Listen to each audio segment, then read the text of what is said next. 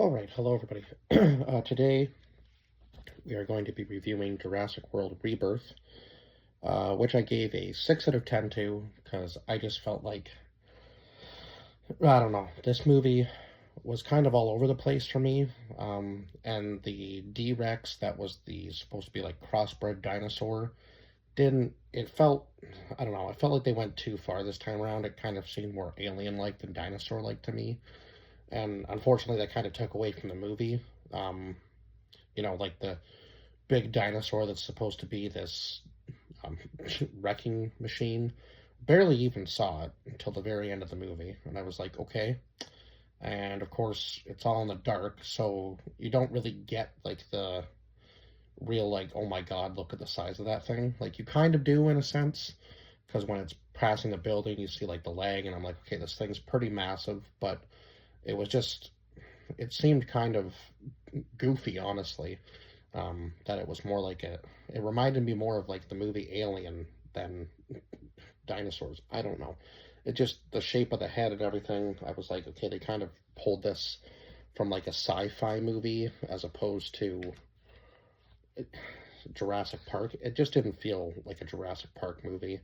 Um, and yeah, it felt like two different movies in one. Like one family is traveling from one place to another and they get attacked by the ones that are in the water, and then the Spinosauruses come, and it was just kind of unfortunate. Luckily, they had like the aviation, like the giant birds in this movie as well, so I did enjoy that part of it, but it wasn't the pterodactyl like from the third movie, so not quite the same effect, and yeah, just felt it just fell short for me, honestly. This one did. So we had Scarlett Johansson as Zora Bennett, who is pretty much a mercenary at this point. Now she's obviously had some past in the military, um, and they kind of reminisce about that in one of the scenes. Um, and clearly she's lost some people along the way, so she's kind of like, I guess, running out of friends, and doesn't sound like she's had maybe uh, the greatest life, and she's trying to cope with it. But neither did her friend that she was talking to. Duncan, played by Marshala Ali. I want to say that's how you pronounce his name. Played Duncan Kincaid. Jonathan Bailey played Dr. Henry Loomis, who honestly was my favorite character in the movie. He was just the most selfless person throughout the entire movie. Um, so yeah, and he probably had honestly the most character development throughout the movie. To be fair, and you just kind of felt for him because he was getting to be up close and touch real life dinosaurs. So yeah, that should have maybe been more what the movie was based around, but it was kind of more based around the fact that they were just getting the dinosaur DNA for money to make profit off of basically a cure for heart disease. But you kind of forget about that at certain points in time without them actually telling you why they're there, like reminding you of why they're there. Rupert Friend played Martin Krebs, who was I guess you could say, the leader of this expedition that they had went on, but he eventually dies because we all know how stupid it is to be in a loud car with a siren blaring going through a island full of dinosaurs.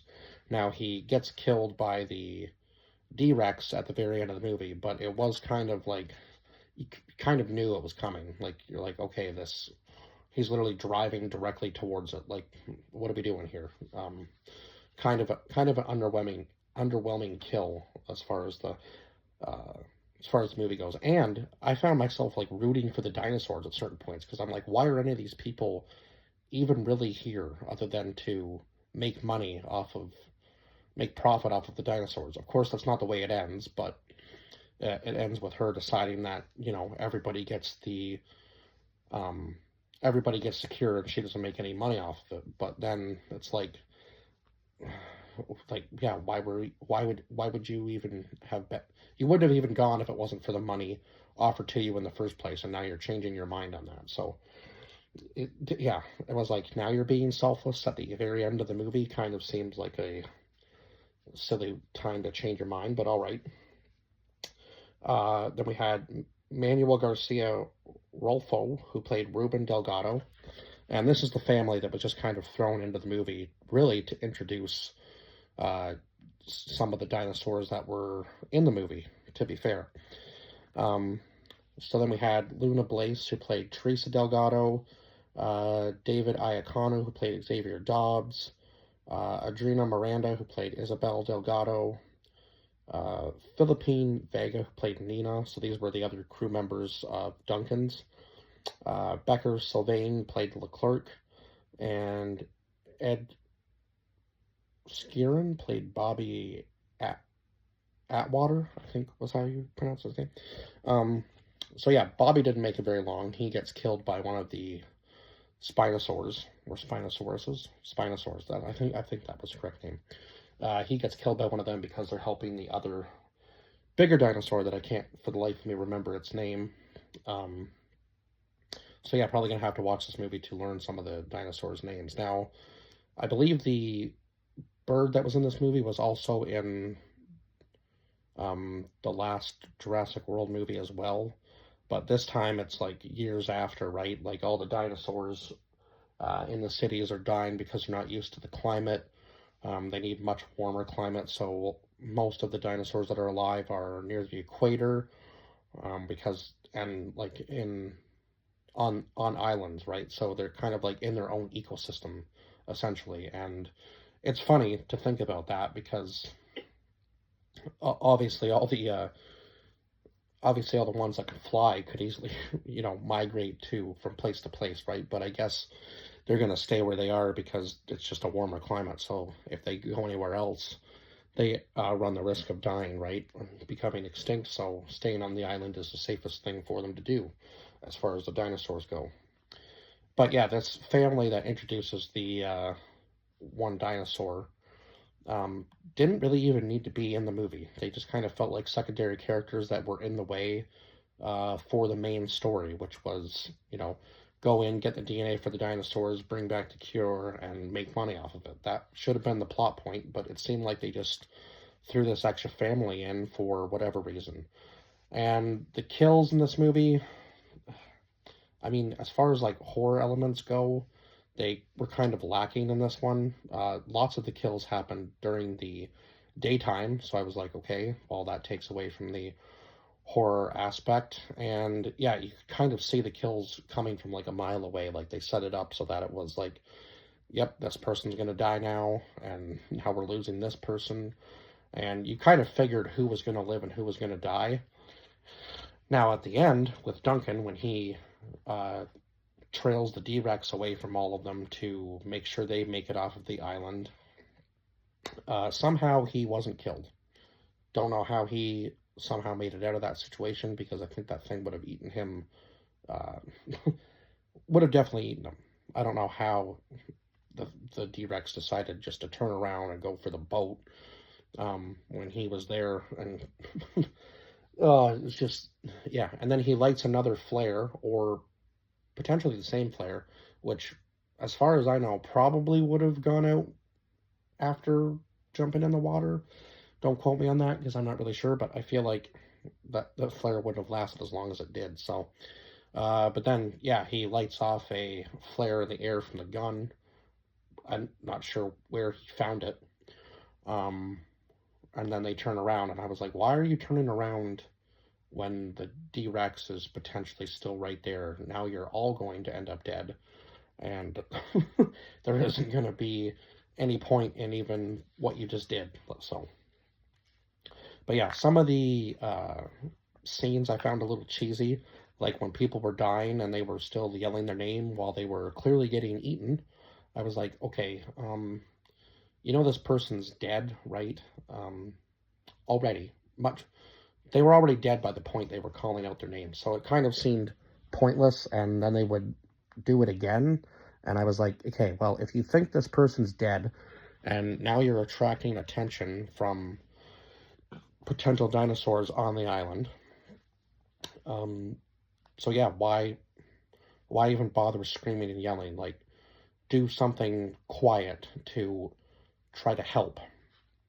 The only person who even helped at all in one of the scenes with Xavier when he jumps after Teresa when she falls in the water after Martin had tried to after Martin had basically let her just fall off the boat to die. So the family jumps off the boat to save their daughter after Xavier had jumped off the boat.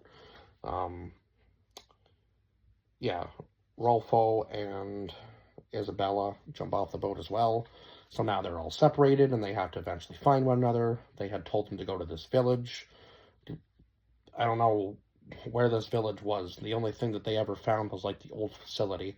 So clearly somebody was wrong with their information about a village even being on that island. So that was kind of another missed plot point in the entire movie. Um, yeah, I just found a lot of this movie quite cheesy, and the horror elements were kind of lacking because it just seemed like the dinosaurs were almost, I don't know. In the old movies, the dinosaurs were made out to be smart, right? And if they're crossbreeding the dinosaurs, you would think that the intelligence of the dinosaurs would go up, but it almost seemed like they were less intelligent in a sense in this movie. I don't know why, but maybe that was because they wanted to add to the action sequences, and even some of those, like when they're rappelling down and Dr. Loomis falls and he hits the rocks, I'm like, okay, there's some broken bones, but nope, he just goes on completely unscathed. And I was like, okay. And that seems to be the theme with the last few Jurassic Park movies, honestly, is that like even the plane crash from the ones that Chris Pratt was in, and they just get out and there's no scratches or anything on them. I'm like, are these people superheroes? Like, what exactly are we doing here? Because nobody really gets any like bumps or bruises like in the old ones where people actually seemed like they were injured and had to actually fight to get out of the situation they were in, right? This one just seems like they could just hit rocks at like he hit it pretty hard. Like I'm not kidding. Like he hit it pretty good, and I was like, okay, there's got to be some sort of injury, but he just seemed to continue on with his day. Like he didn't just whack himself into a cliff. So yeah, there were a lot of faults in this movie. Now there were a few at least one Easter egg that I noticed when they're walking to the museum and the flag's falling behind the exhibit of the T Rex. I was like, okay, they're throwing in a little bit of nostalgia here to make you feel like you're in a Jurassic Park movie. But then it just kind of lacked after that for me anyway. Um, and that's why I only gave this a 6 out of 10. Uh, yeah, and some scenes that felt like they were setting up for like a jump scare, and then nothing ever came of it. And I was like, okay, especially the one where they're getting the DNA from the the herbivore dinosaurs, and he says something about the things that hunt them are not herbivores. So I was like, okay, we're gonna see another cool potential crossbred dinosaur, but nothing ever came of that. Um, so yeah, there were a lot of things that I found that just were unnecessary, like the screaming, like I said, when people were dying or already dead and they were still calling out their names. Um, just seemed like the dialogue didn't really need to be there, or do something to help, because just yelling their name when they're already being eaten alive seems kind of pointless, right?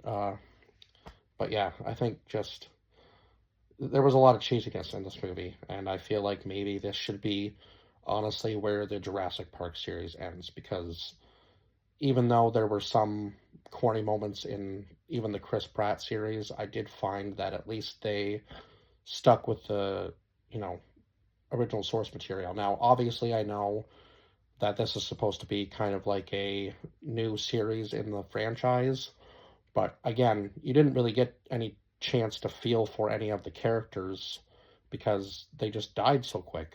And there was no real character development other than we're just going to steal this DNA and take it back, right? Like, and yeah, I just felt like this movie was lacking as far as the Jurassic Park thing goes. And again, I think they went too far with the whole crossbreeding thing because, yeah, the D-Rex was just not a dinosaur. It felt more alien-like to me.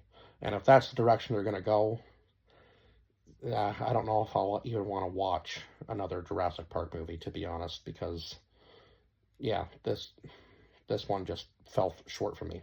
That's just unfortunately what it was. Now I did enjoy the fact that they used the original score, like the original score, like music from the original series. That was pretty cool. But other than that, you didn't really see much of the like original dinosaurs from the movie, other than you got a little shot of the Velociraptors, and one scene with the T-Rex. So I mean, at least we got some, but it just kind of felt more like an action sci-fi movie to me than it did really like a Jurassic Park movie. I don't know. I just felt like there could have been so much more, and it fell flat with trying to make two movies merge into one. Again, they could have done it where the family finds, they could have done two movies here. The family finds the island by accident after their boat gets capsized by the dinosaur, and then they could have made another movie where these guys go and hunt for the DNA. I'm just saying it would have made more sense, and then they could have definitely added to the horror aspect for both of these movies, but that's not the way they did it, and yeah, some of it just fell short. And the comedy in this movie felt forced as well. Like there were a couple moments that made me laugh, don't get me wrong, but a lot of it just felt like it was being forced. And again, that goes with the dialogue too, right? A lot of the dialogue felt like it shouldn't have been there, but it is what it is. 6 out of 10 for this movie, and I guess I will see you guys in the next review. Bye bye for now.